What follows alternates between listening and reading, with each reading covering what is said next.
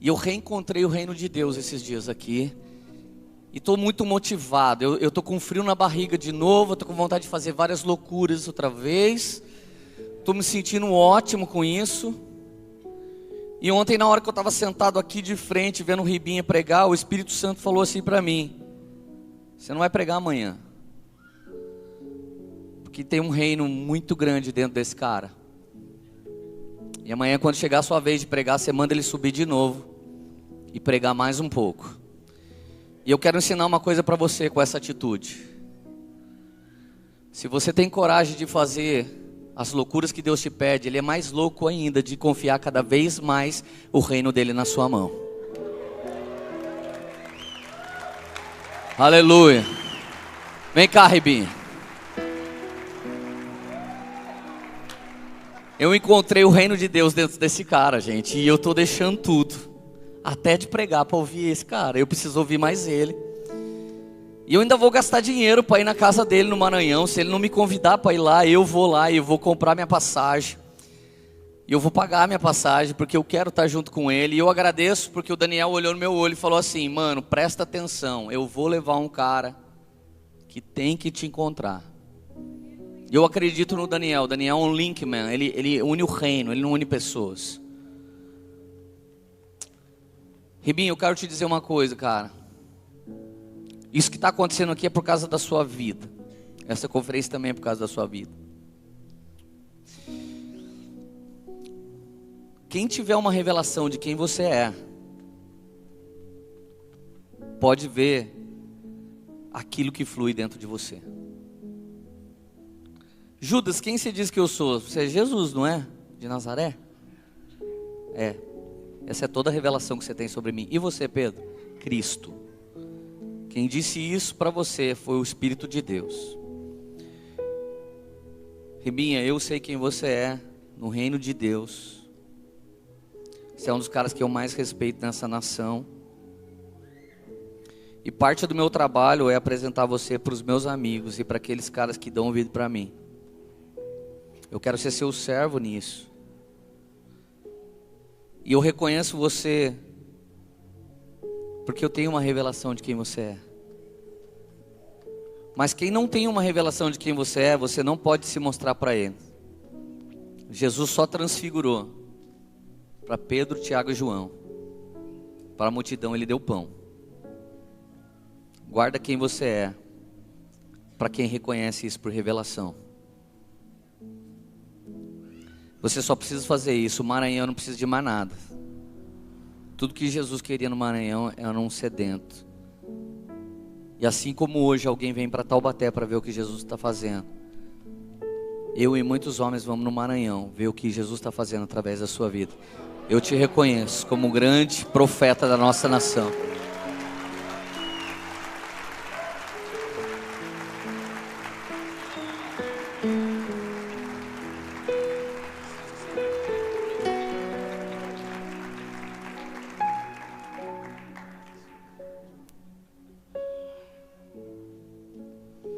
Meu Deus. Agora o frio da barriga vem em mim. A perna está tremendo. Meu Deus, vamos lá. Ele não tinha combinado isso comigo não, viu, gente?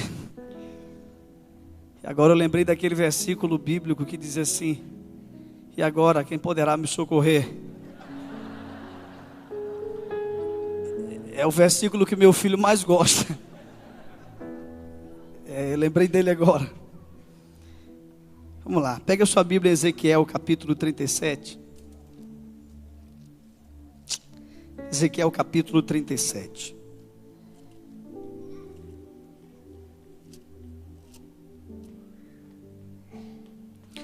Ezequiel capítulo 37, a partir do verso 1.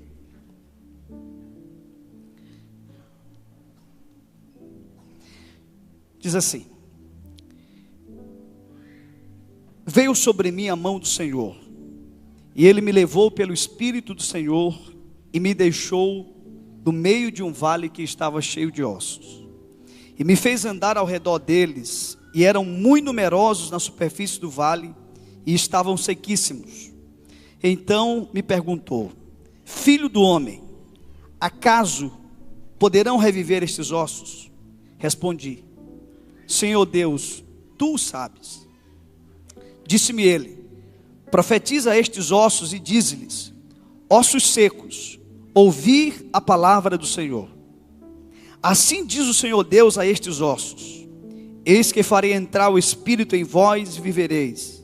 Porei tendões sobre vós, farei crescer carne sobre vós estenderei pele, e porei em vós o espírito e vivereis.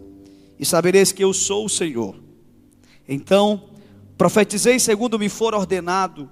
E enquanto eu profetizava, houve um ruído, um barulho de ossos que batiam contra ossos e se ajuntavam cada osso ao seu osso. Olhei, e eis que havia tendões sobre eles, e cresceram as carnes, e se estendeu a pele sobre eles, mas não havia neles o espírito.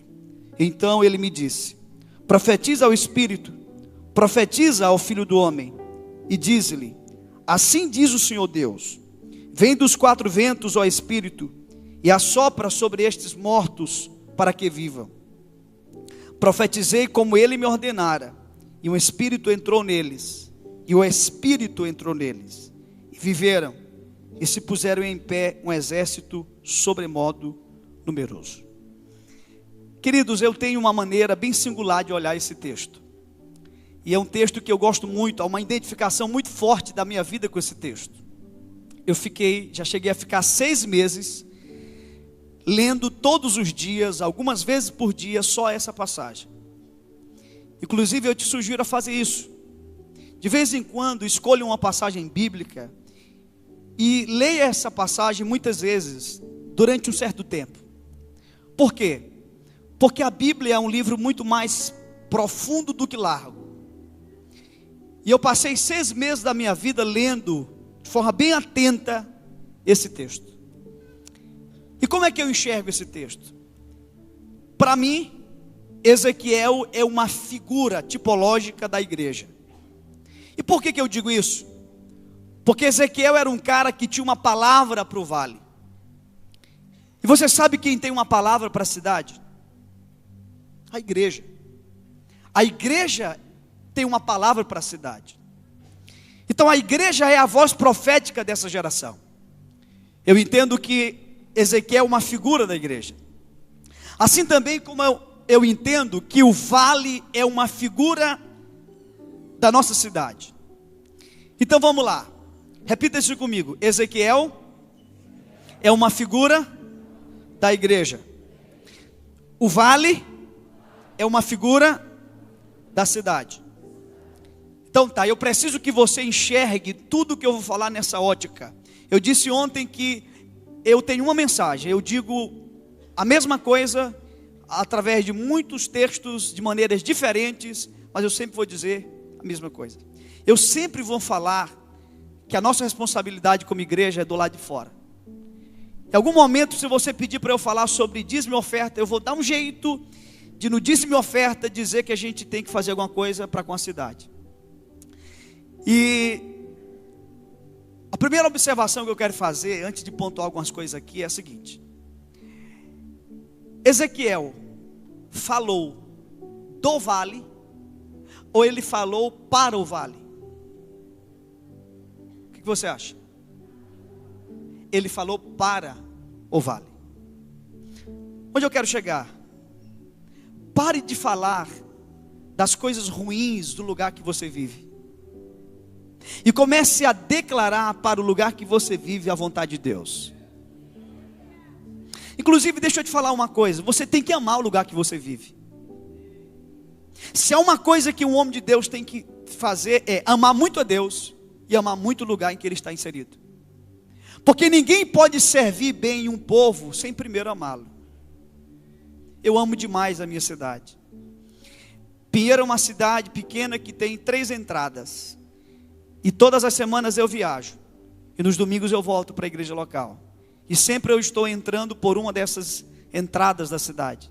E eu sempre entro cantando: princesa centenária da Baixada, gentil rainha do meu coração, os braços de palmeiras coroados, gentil de formosura ao Maranhão.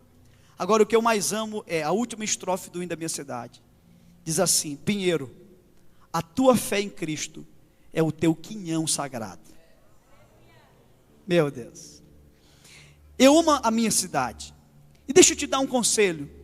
Se você não ama a cidade que você mora, preste um favor para ela. Vá embora. E para que fique bem espiritual, assim te diz o Senhor: vai-te embora. Você está atrapalhando a cidade. Você tem que amar a sua cidade. Então pare de falar do vale. Porque imagine se Ezequiel fosse falar do vale. Que lugar feio, que lugar horrível, desesperança, morte, sequidão. Mas Deus não levantou a igreja para falar do lugar, mas para falar para o lugar. Qual é a vontade de Deus? Posso ouvir um amém? Amém. Ok. Então eu quero que você caminhe comigo. Se Ezequiel é uma figura da igreja e o vale é uma figura da cidade, percebam que houve uma alteração, uma transformação no ambiente. E é exatamente isso que Deus quer. Deus planta uma igreja em uma cidade com o mesmo propósito que Ele plantou Ezequiel no vale, para alterar o ambiente. E eu te convido a caminhar comigo, para que nós possamos identificar o que foi que Ezequiel fez, para que o vale de ossos se transformasse em um exército poderoso. Primeira coisa, Ezequiel percebeu qual era o problema do vale. E você sabe qual é o problema do vale? Não é um problema de presença, é um problema de ausência. Gente, o que é um lugar cheio de ossos? O que transicionou um corpo vivo em um vale de ossos?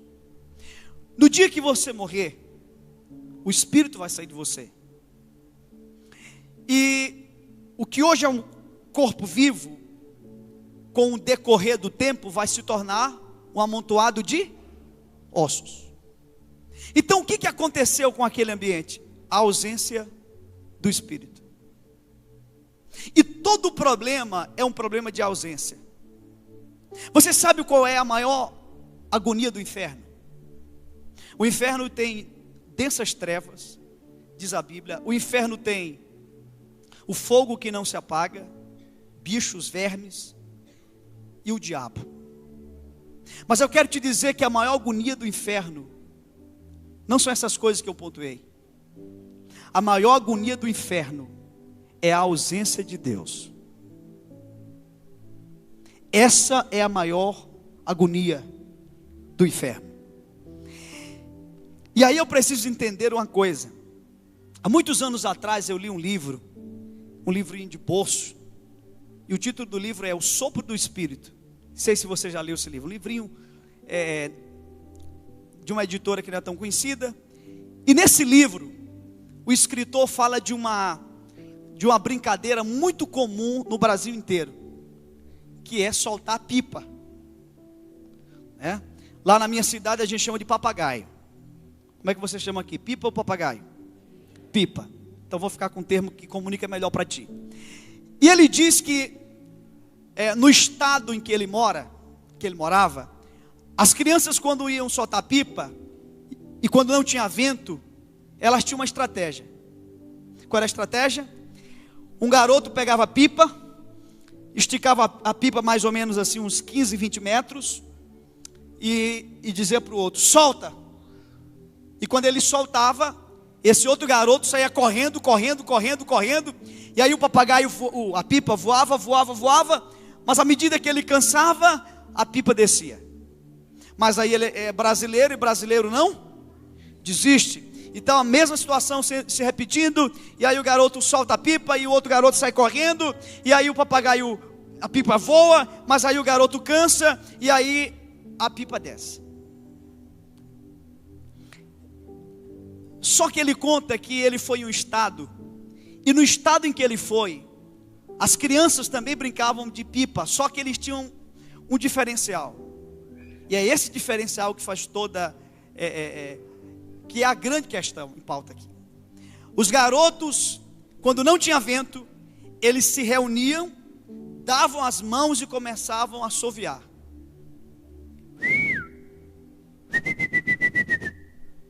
E aquela cultura diz que o vento vinha. Se o vento vinha ou não vinha, não é a questão aqui.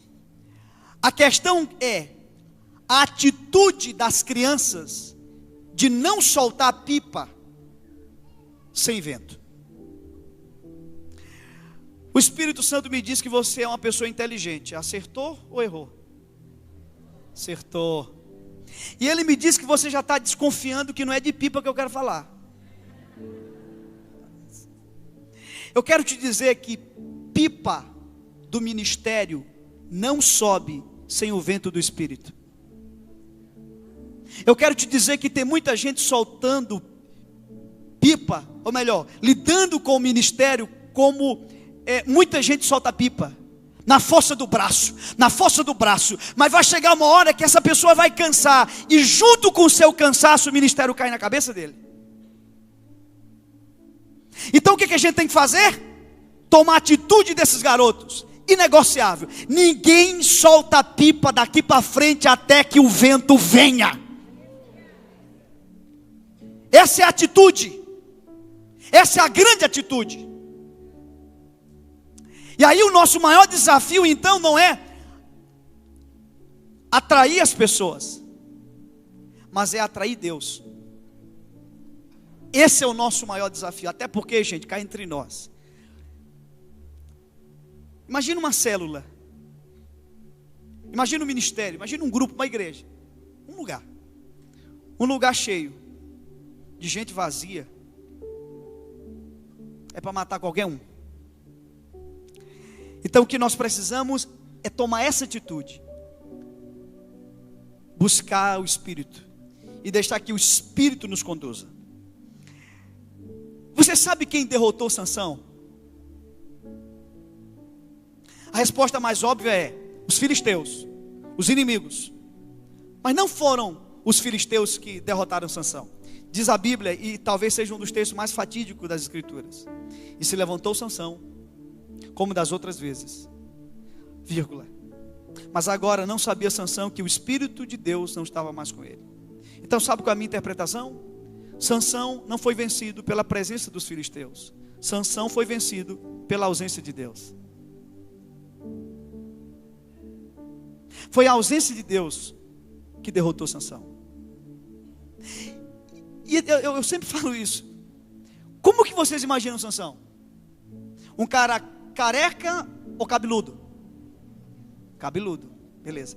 Um cara alto ou baixo? Alto, né? Forte ou magro? Forte. A única coisa que você tem base para dizer de tudo que você concordou é que ele era cabeludo, porque ele era nazireu.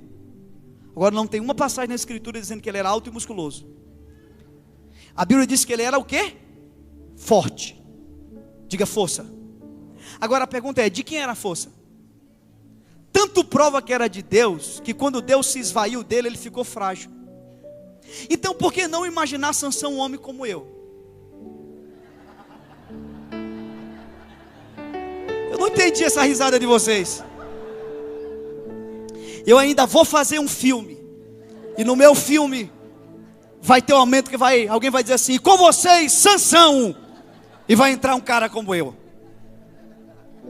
Brincadeira à parte, eu acredito que Sansão era um cara mais ou menos como eu, por uma coisa, por uma razão: para que todo mundo, quando olhasse o que estava acontecendo através de Sansão, não pudesse dar a ele a glória, que todo mundo pudesse reconhecer: não tem como ser esse cara, porque dele, por ele e para ele são todas as coisas, glória pois a ele eternamente.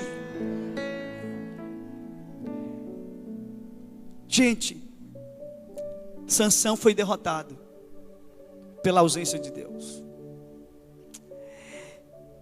Um dia eu lembro da pastora Flávia, mulher de Deus. Eu lembro da pastora Flávia chorando. Depois de uma ministração, ela conversou comigo e disse assim: meu amigo, o que você falou hoje eu já encontrei em alguns lugares por onde andei.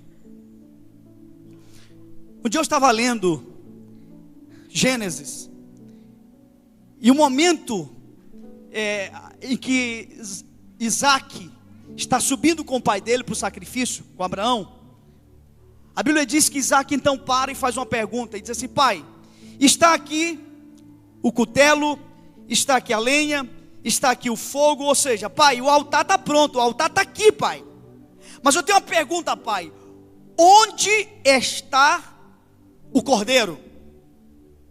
E lá em Gálatas capítulo 4 vai dizer que Isaac e Ismael são figuras tipológicas da graça e da lei.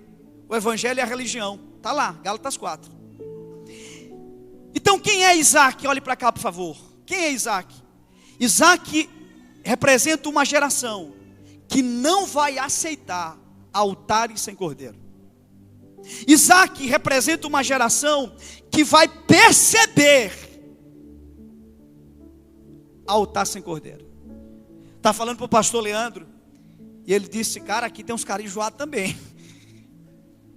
Eu tenho uma garotada lá em Pinheiro, que o cara pode ser o cara mais top da mídia agora,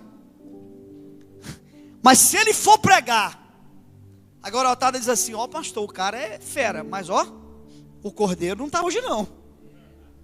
Foi legal, tudo bacana, homileticamente correto, mas o cordeiro a gente sentiu falta. Então não está fácil pregar para essa turma que Deus está levantando de Isaac agora, porque a grande exigência dessa geração é o cordeiro. Onde está o cordeiro? Eles não vão aceitar, e aí vai complicar a vida de muita gente. Cá entre nós, a gente cometeu um erro. Tiramos os profetas do altar e trouxemos os artistas. O Espírito Santo vai tirar os artistas e trazer de volta os profetas. Amém? Você crê nisso? O Espírito está fazendo isso.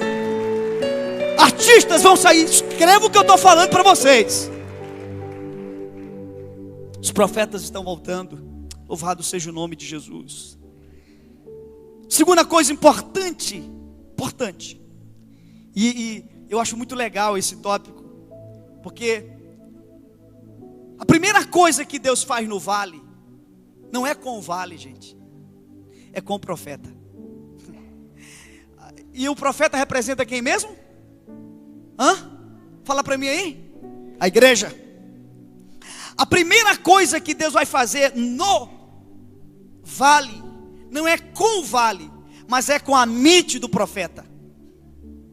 Ele faz uma pergunta para o profeta, e a pergunta é: poderão acaso reviver estes ossos? O que Deus está fazendo? Deus está mexendo com o sistema de crença do profeta. Gente, nada vai acontecer em Taubaté se não acontecer na mente da igreja, porque a mente da igreja é um útero. Você ouviu o que eu falei? A mente da igreja é um útero, onde Deus gera seus sonhos. Um dia eu estava lendo a parábola do semeador, e muita gente diz assim: e o semeador saiu a semear 4 tipos de semente. Mas não é assim que a Bíblia diz. Ele semeou um tipo de semente. Eram 4 tipos de solo. Por quê? O problema nunca é com a semente. E aí eu fui pegar a palavra semente e fui estudá-la no original. Descobri algo violentíssimo. A palavra semente no grego significa esperma. Não, eu não preciso nem do grego para te mostrar isso. Só da semântica. Escreva a palavra semente, elimine as 2 últimas letras e me diga o que é que sobra como radical. Sêmen, esperma. Portanto, sabe o que a Bíblia está dizendo?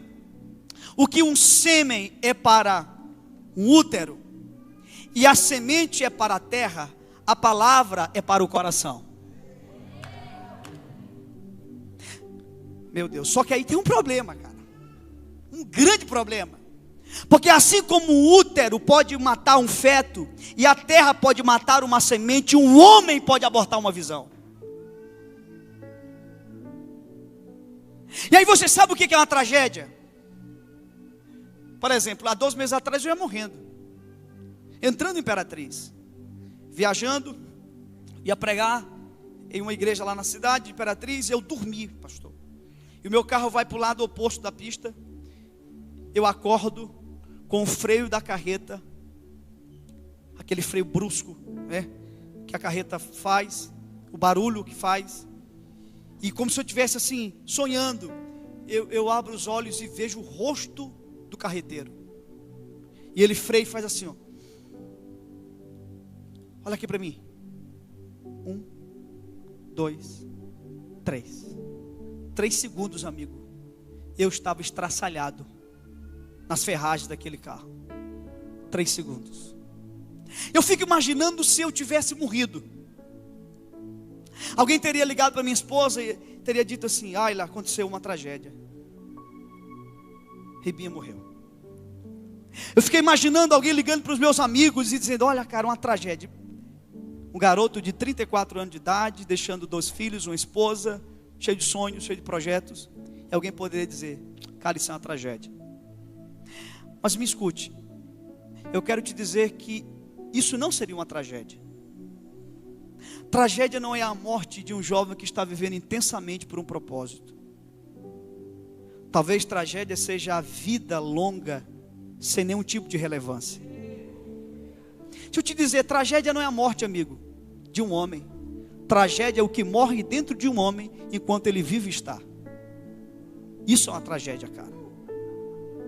Isso é uma tragédia. Isso é uma tragédia. Se não me engano, Keith Green morreu com 28, 28 anos. Estão dizendo 26 ali. Morreu na casa dos 20, morreu jovem, garoto. Viveu pouco, mas o pouco suficiente para impactar uma geração. E o que eu mais amo na história desse cara é que quando ele terminava de ministrar, ele sempre terminava com essa postura aqui, ó. Esse símbolo te lembra alguém? Fala aí para mim. Jesus. E ele dizia assim, ó: se ele morreu de braços abertos, eu não posso viver de braços cruzados. Na verdade, o que eu estou fazendo aqui? Eu vim dizer a você: desencruza os teus braços. Não sei quanto tempo você vai viver, cara, mas viva intensamente por um propósito. Viva intensamente por um propósito.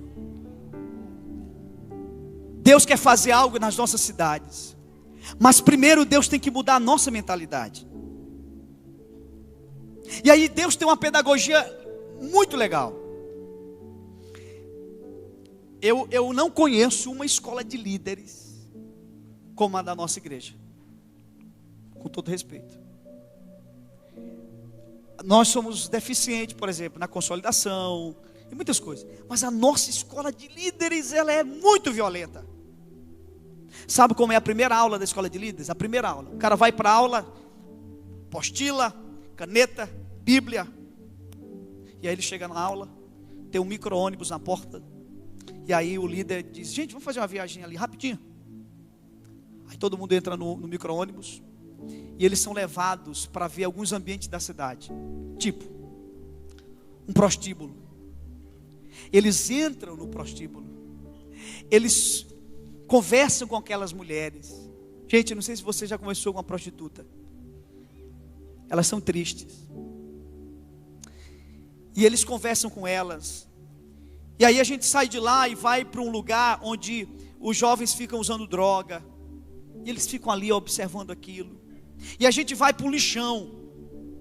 Eu tenho um amigo que ele foi no Haiti, e eu levei ele nesse lixão. Ele disse: cara, eu vi mais pobreza nesse lixão do que no Haiti. É um lugar tão pobre.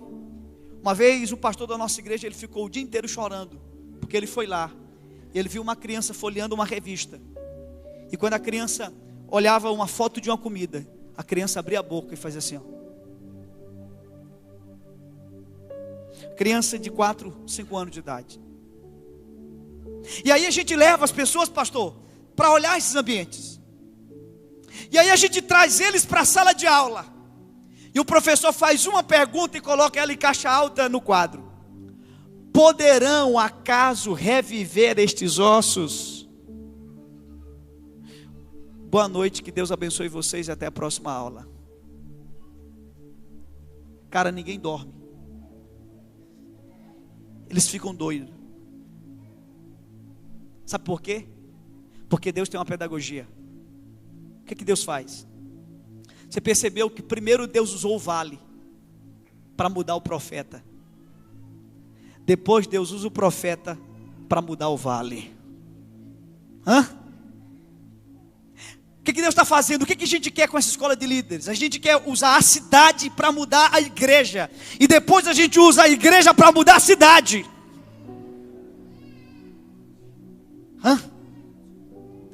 Deus não toca no vale até mudar a mente do seu profeta. A Bíblia fala de renovação da mente. Por que a Bíblia não fala de inovação da mente?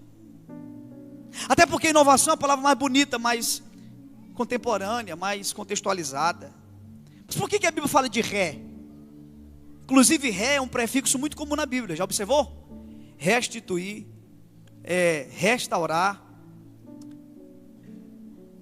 recomeçar, renovar. E ré significa voltar. Renovar a mente significa pegar a mente e trazê-la de volta a algum ponto. Que ponto é esse? Um dia eu estava lendo, na verdade minha esposa estava lendo em um culto doméstico, Apocalipse 2:5. E diz assim: lembra-te onde caíste, arrepende-te e volta. Lembra-te onde caíste. Gente, onde nós caímos? Você sabe onde nós caímos? Todos nós caímos no mesmo lugar. Gênesis capítulo 3, na epígrafe de todas as Bíblias, está escrito: a queda do homem. Nós caímos em Gênesis capítulo 3. E quando a Bíblia diz: lembra-te onde caíste, volta. Eu tenho que voltar para o lugar que eu caí. Sabe o que é renovar a mente? É trazer a mente para o início, para a origem. E aí eu vou te dizer, eu conversei um pouco isso com o pastor Leandro hoje de manhã. Eu nunca tinha estudado humildade como eu estudei há um tempo atrás. Qual era o meu conceito de humildade? Humildade era alguém simples, tranquilo, humilde. Mas aí eu fui cavar essa palavra. E essa palavra, humildade e mansidão, quando Jesus cita, ele cita no mesmo contexto. É assim: vinde a mim, todos vós que estáis cansados e sobrecarregados, eu vos aliviarei, tomai sobre vós o meu jugo, porque eu sou manso e humilde. Jesus está usando um exemplo de algo que comunicava muito bem a eles. Ele está falando do boi. Do boi. Por isso que o texto fala de jugo. O que é jugo? Jugo era uma canga que era colocado no pescoço do boi. Ele diz o seguinte: a vida vai bater em vocês até que vocês entendam o que eu entendi. Eu sou manso, eu sou humilde. Eu não tenho tempo de falar aqui de manso, porque eu vou tomar muito tempo. Mas de humilde eu quero falar, porque eu sinto que é importante. A palavra humilde no grego é a palavra tapeinos, de onde vem tapete. Tapete. E essa palavra significa pés no chão. Diga comigo, pés no chão.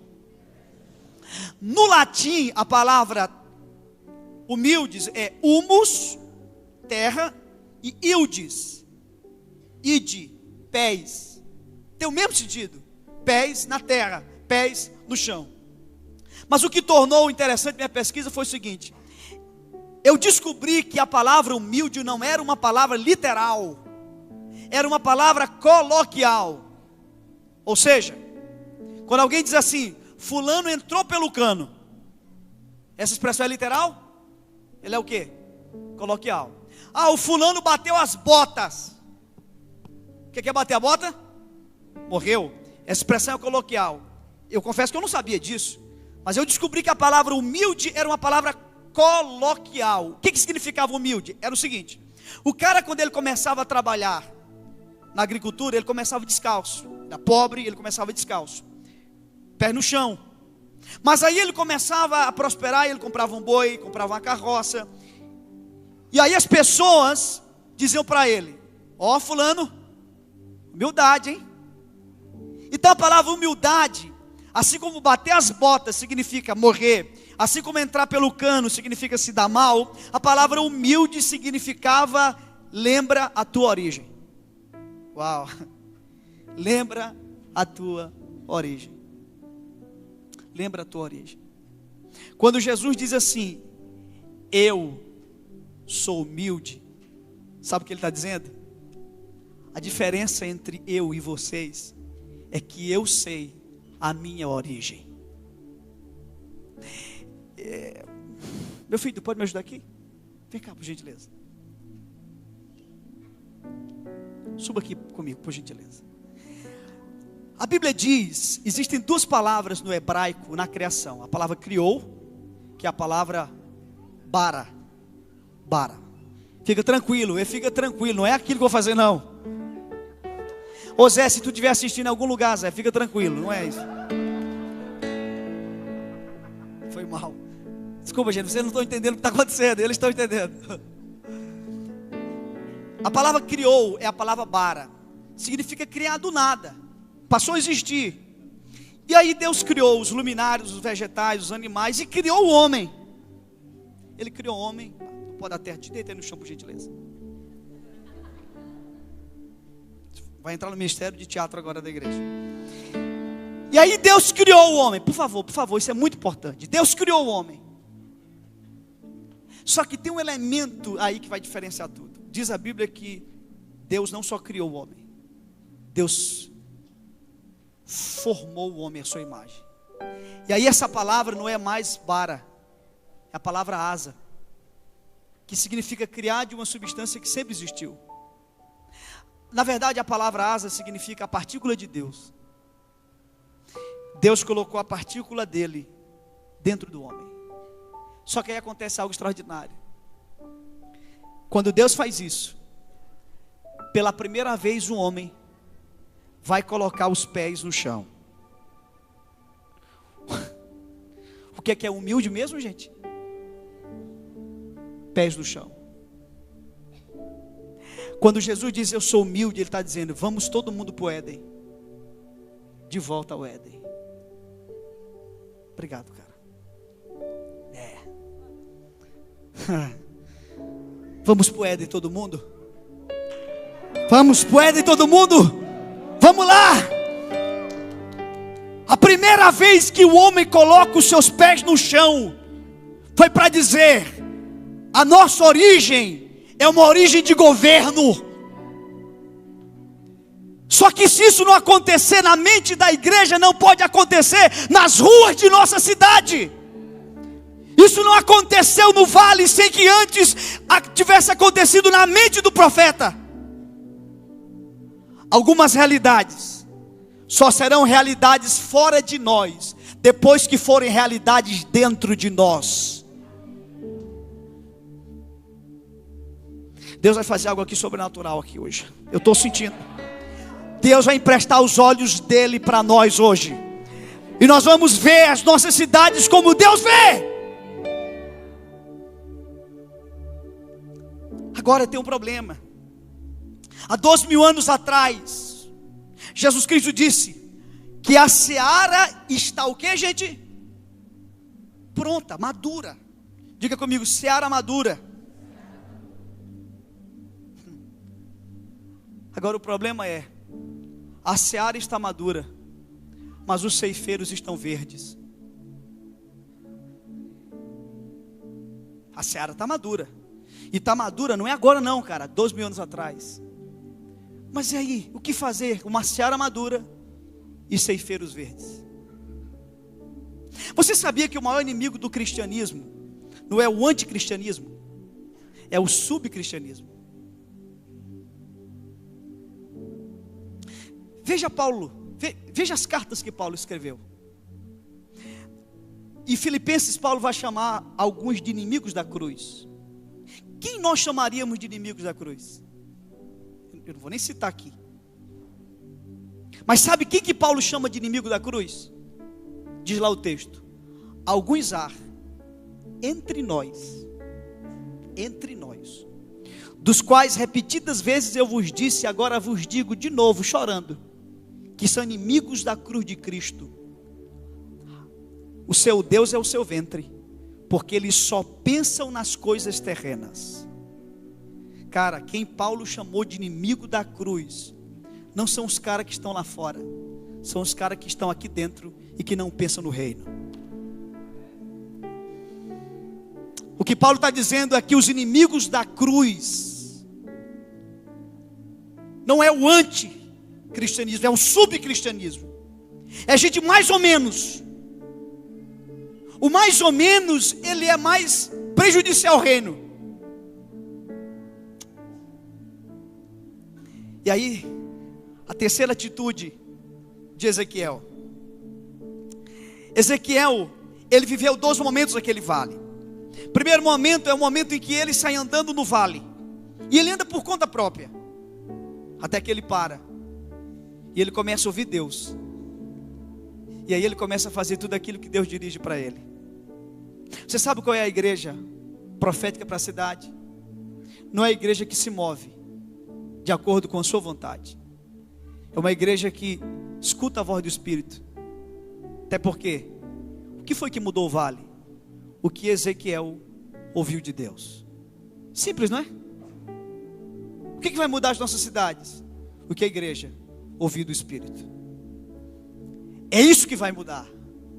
Só que todos nós, nascidos de novo, nós temos uma coisa, nós temos a presença de Deus. Só que a presença de Deus tem que se transformar no governo de Deus. Nós temos a companhia do Espírito. E nós precisamos do governo do Espírito. Todo homem nascido de novo tem a companhia do Espírito. Mas nem todo homem nascido de novo tem o governo do Espírito. E a igreja que vai impactar o ambiente que ela está inserida é uma igreja que não é uma igreja que só tem a companhia, mas é uma igreja que tem o governo do Espírito. Uma igreja que é dirigida pelo Espírito. Você sabe o que é profetizar? Profetizar é declarar uma realidade futura no agora. É declarar uma realidade futura no agora. Comece a declarar. Agora olha só. Por que Deus pergunta ao profeta? Porque Deus queria que o profeta acreditasse nisso. E ele só tinha autorização para falar depois que ele acreditasse. Querido, não diga o que você não crê. Se você declara o que você não crê, tua palavra não tem força. Tua palavra não tem densidade. Creia e proclame. Creia, creia. Um dia você vai visitar a minha cidade. E você vai em um restaurante daquela cidade. E você não vai ver um vasilhame de cerveja. Um dia você vai andar nas ruas da minha cidade. E você vai ver os jovens nas praças cultuando e adorando a Deus. Eu creio nisso. Isso é uma realidade dentro de mim. E eu tenho certeza que é só uma questão de tempo para ela ser uma realidade fora de mim. Nós temos que crer naquilo que Deus crê. O homem, ele não é responsável pelo que ele faz, debaixo da direção de Deus. Deus é o responsável. Percebam que o exército teve que existir na mente do profeta primeiro. Aí eu quero compartilhar contigo a convocação do Maranhão. Parecia muito absurdo no início. Estava pregando em uma cidade. E na hora do louvor eu vi uma cena. Escute isso, eu vi uma cena. Eu vi carros, centenas de carros cortando as estradas do Maranhão. Foi uma experiência metafísica que eu tive. E eu vi os carros cortando as estradas do Maranhão. E eles se avolumavam na minha cidade. E Deus perguntou assim para mim: você crê que eu posso reunir o Estado na tua cidade? Eu comecei a gritar. Eu gritava. E tinha um discípulo do meu lado. Ele disse: pastor, o que foi? O que aconteceu? Eu disse: cara, depois eu te conto. Eu gritava. Eu disse: eu creio. E eu posso te dizer, Daniel mais do que vocês, Camila ainda não foi em Pinheiro. Daniel e a equipe mais do que vocês entende o que eu estou falando aqui? Cara, isso era improvável na minha cidade. Eu lembro que as pessoas ligavam para mim e diziam assim: pastor, mas Pinheiro tem estrutura, hotelaria, restaurante. Esse cara não tem. E aí como vai ser? Isso não sei. 11h30 da noite, as pessoas me ligavam: pastor, não tem mais comida na cidade, o que eu faço? Eu disse: assim diz o Senhor, jejua.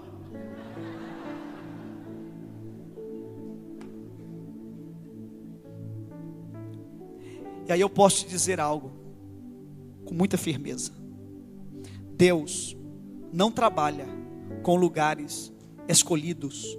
Deus trabalha com pessoas despertadas. Deus não está procurando um lugar escolhido.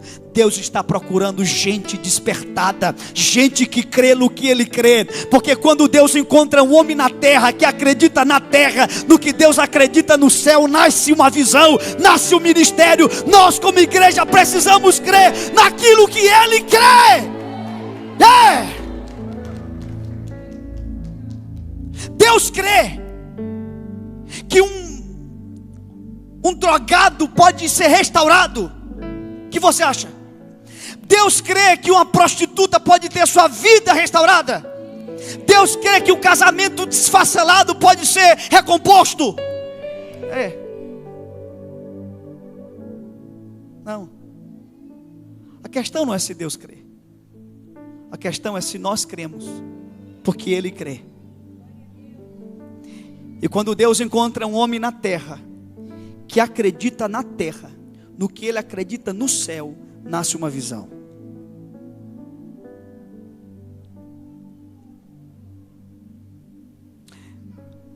Pinheiro é uma cidade pequena. E qual é a conclusão que eu chego?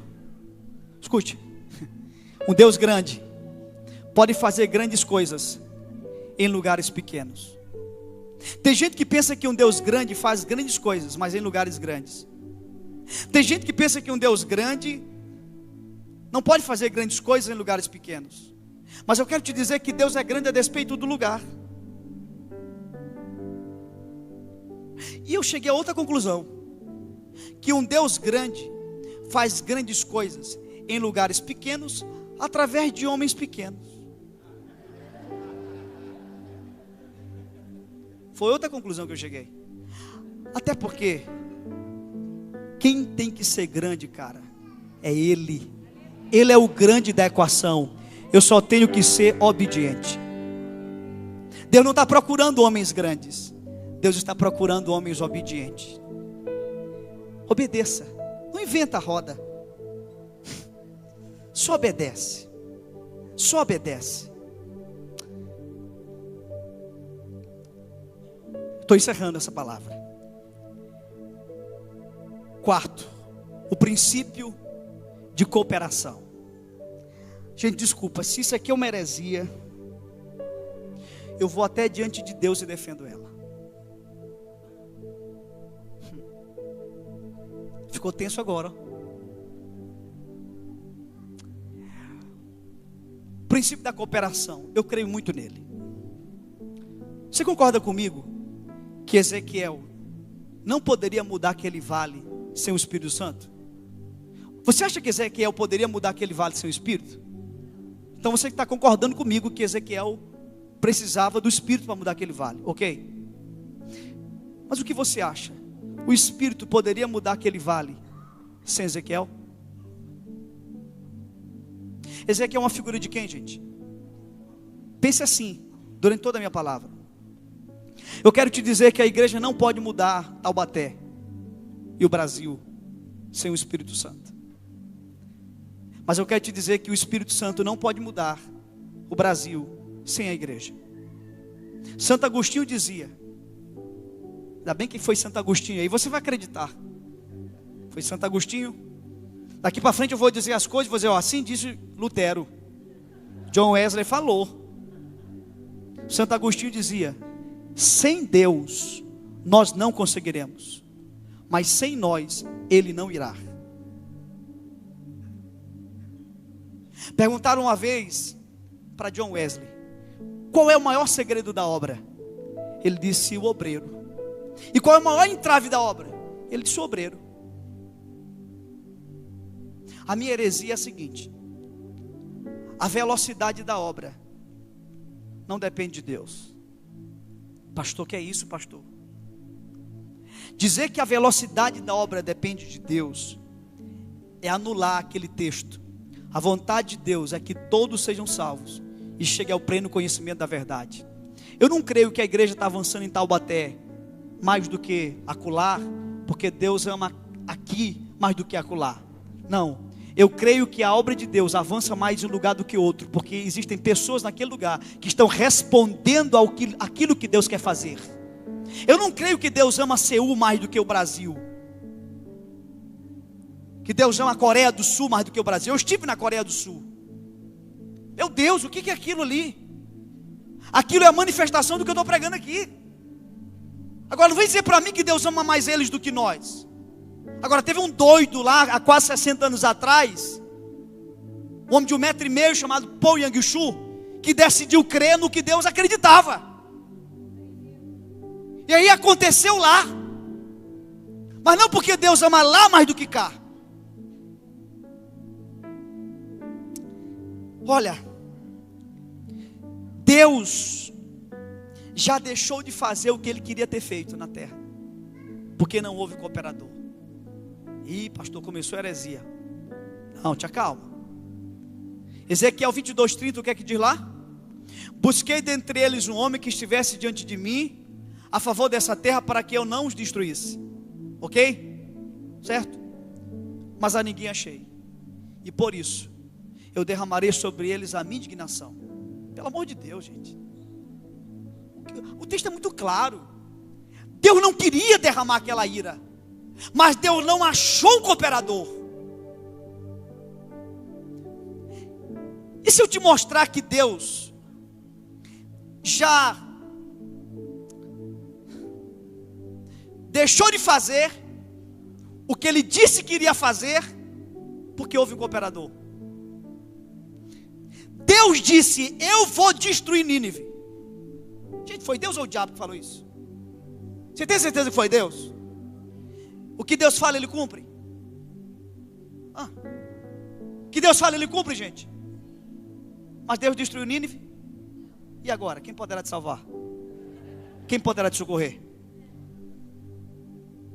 Deus disse: eu vou destruir Nínive. Destruiu. Por quê? Porque houve um cooperador. Quando eu tinha 16 anos, eu orando no monte, eu disse para Deus, eu li Ezequiel 22:30.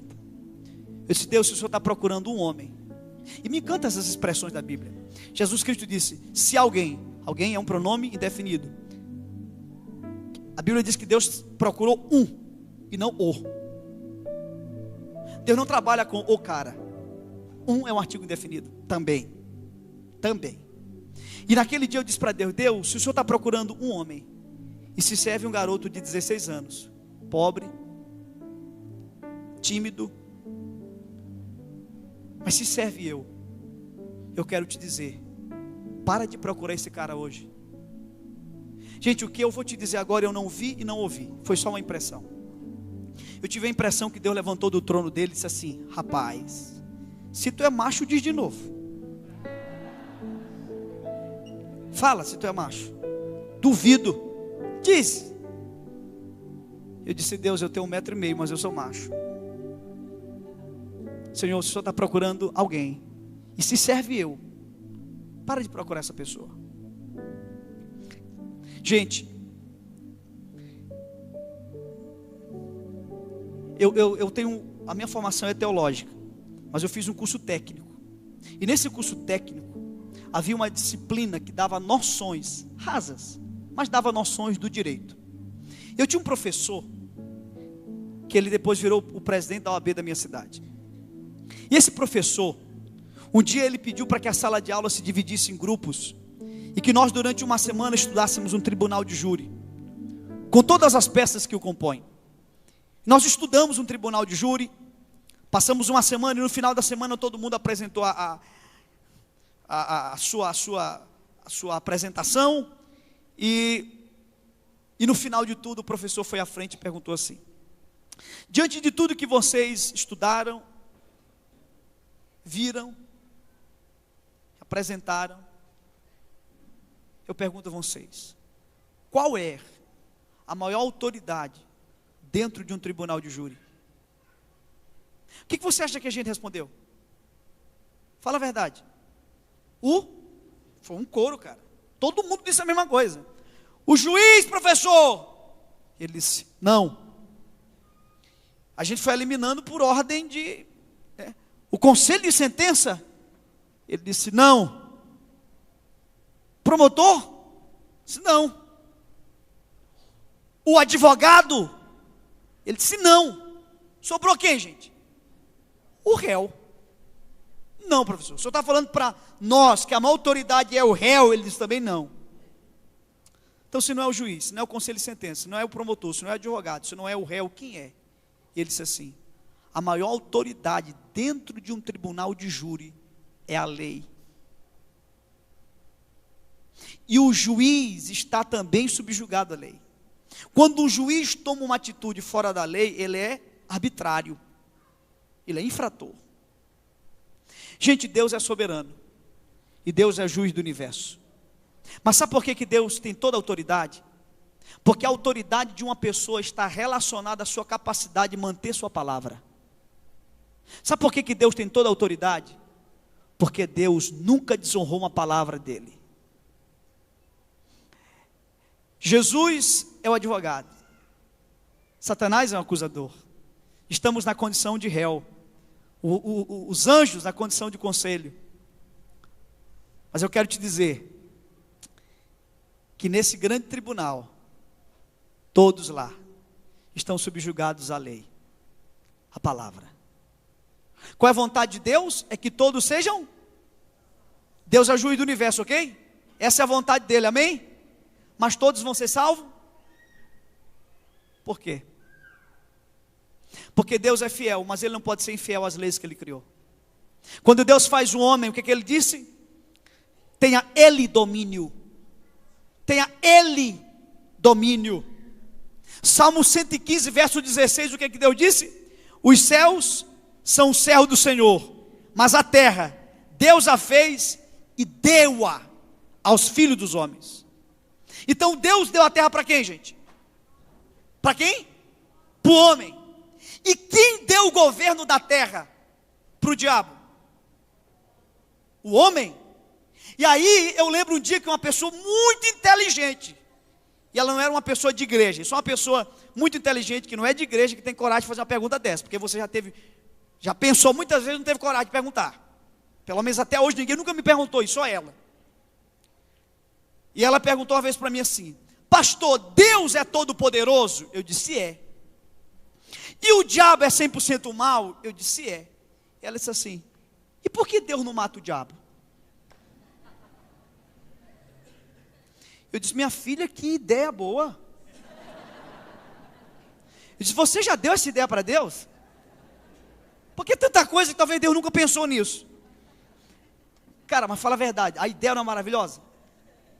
Deus mata o diabo e está resolvido tudo e acabou, final feliz. Agora, por que Deus não mata o diabo? Porque se Deus matasse o diabo, Deus perderia sua autoridade. Deus deu a terra para quem? Para o homem. Quem deu autoridade da terra para o diabo? Quem poderia tomar a autoridade do diabo? Agora você entende por que Deus virou humano há 2.000 anos atrás? Há 2.000 anos atrás, Ele desceu do céu, se encarnou, virou homem para cumprir a sua palavra, porque Ele é fiel. Diz a Bíblia: de sorte que haja em vós o mesmo sentimento que houve em Cristo Jesus, que sendo em forma, escuta, em forma de Deus, não teve por usurpação ser igual a Deus, mas a si mesmo se esvaziou, tomando a forma de servo e fazendo-se semelhante aos homens, e achado na forma de homem, humilhou-se a si mesmo até a morte de cruz. Mas pelo que Deus o exaltou soberanamente e lhe deu um nome que é sobre todos os nomes, para que ao nome de Jesus se dobre todo o joelho dos que estão nos céus, na terra e debaixo da terra, e toda língua confesse o seu nome, para a glória de Deus Pai. Meu Deus é muito amor.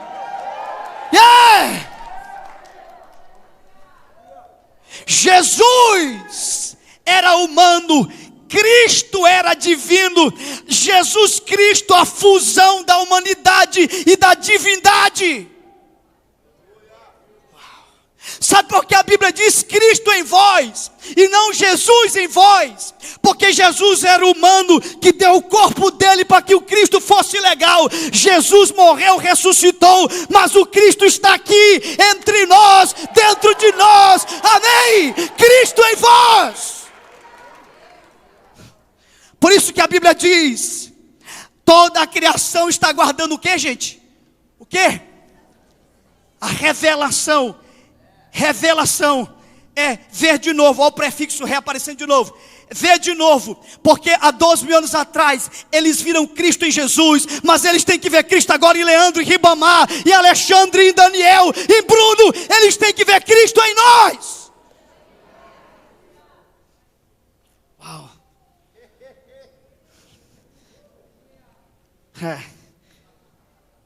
Tu tá me entendendo, cara? João disse assim: Deus amou o mundo de tal maneira que deu o seu Filho unigênito. Unigênito. Diga comigo, unigênito. Você sabe o que é unigênito? Filho único. Filho único. Mas aí o apóstolo Paulo, quando vai falar de Jesus, diz assim: e Jesus o primogênito. A pergunta é: quem está certo, João ou Paulo? Ele é unigênito ou primogênito? Os dois estão certos. Só que quando João chama ele de unigênito, João está falando do Jesus que veio. Ele veio como o único filho do Pai. Habitou entre nós. Vimos a sua glória como a glória do unigênito do Pai, cheio de graça e de verdade. Ele morre, sepultado, e ele ressuscita. Mas quando ele sobe, ele não sobe como unigênito, ele sobe como primogênito, porque agora existe toda uma família de filhos de Abba. Toda uma família de filhos de Abba. Meu Deus, eu não aguento mais pregar, fica em pé. Deu vontade de tirar minha camisa aqui, eu não vou tirar. Cara, tu tá passando essa loucura tua pra mim, bicho, eu tô com medo já. Deixa eu te dizer uma coisa aqui, por favor, me escuta, né? Eu agitei agora, por favor, me escuta. Escuta aqui. Alguém aqui já foi em Israel? Alguém já foi em Israel? Levanta a mão aqui. Ninguém? Eu tenho um amigo que foi em Israel. Quem já assistiu Inveja aqui? Tem uns pecadores aqui fora eu. Já assistiu também? Mas tu já assistiu aquela Inveja de morder o braço? Não, essa eu já senti. Eu lembro que eu estou na casa de um amigo e ele começou a mostrar as fotos dele em Israel. Cara, ele teve coragem, bicho, de fazer um selfie no Getsemane. Ai, que inveja. Cara, ele fez um videozinho. Pastor Ribinho, aqui eu estou aqui no túmulo de Jesus, cara. Aqui, ó. Aqui, ó. E eu peguei meu carro voltando para minha casa. Eu pensei assim: cara, deve ser um privilégio, Leandro, pisar onde ele pisou. Deve ser um privilégio. Meu Deus, que privilégio deve ser colocar os pés onde ele pisou. Escute, gente. Aquele dia o Espírito Santo falou comigo. Disse: não, meu filho, isso não é um privilégio. O maior privilégio não é pisar onde eu pisei. O maior privilégio é se permitir que através de vocês eu pise hoje onde eu não pisei há 2000 anos atrás.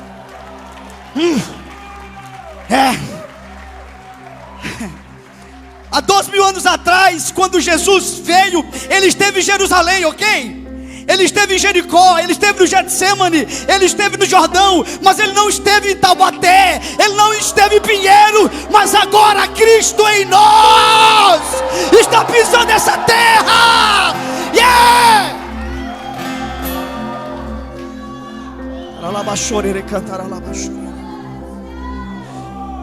Deus não muda, sim. Deus não muda no seu caráter. Mas deixa eu te dizer mais uma heresia aqui. Deus mudou para sempre, cara. Por amor. Na composição da Trindade tem um humano agora sentado no céu por amor a você. Ele nunca mais vai deixar de ser humano por amor. Há um livro do Brennan Manning que ele começa dizendo assim: eu, Brennan, fui alcoólatra, deixei de ser alcoólatra, voltei a ser alcoólatra, mas essa não é toda a minha história. Eu, Brennan Manning, fui católico, deixei de ser católico, voltei a ser católico, mas essa não é toda a minha história. Eu, Brennan Manning, fui evangélico, deixei de ser evangélico, voltei a ser evangélico, mas essa não é toda a minha história. Até que um dia eu, Brennan, descobri que eu sou filho de Abba, e essa é toda a minha história. Essa é toda a nossa história, cara. Essa é toda a nossa história. Tem uma música que diz assim: essa é a história do Filho de Deus, que morreu na cruz por mim. E ela termina com um casamento que não terá fim. Cara, você está sentindo o que eu estou sentindo aqui? Não tira a tua camisa, pelo amor de Deus. Porque se você está sentindo o que eu estou sentindo, a vontade de tirar minha camisa e sair correndo. Acho que a loucura do pastor de vocês está passando para mim. Eu vi normal, eu estou saindo doido aqui. Feche seus olhos e ame. Ame a Ele. Se alguém ama o mundo é porque o amor do Pai não está nele. Eu não vim aqui falar do meu amor por Deus, porque meu amor por Deus é falho. Eu vim aqui falar do amor dele por você, porque é perfeito. O meu amor por Ele é falho, mas o amor dele por você é perfeito. E se alguém está amando o mundo é porque o amor do Pai não é o meu amor pelo Pai, não é o quanto eu amo o Pai, é quanto eu entendo que o Pai me amou. Ele cantará, ele cantará.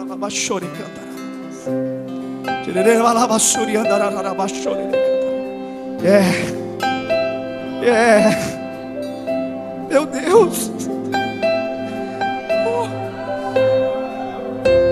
Oh Jesus, Tu és lindo, Pai. Tu és lindo, Jesus. Deixa esse lugar até que não sobre mais nada, até que não fique mais nada, só fique o Pai. Enche esse lugar, satura esse lugar, Pai.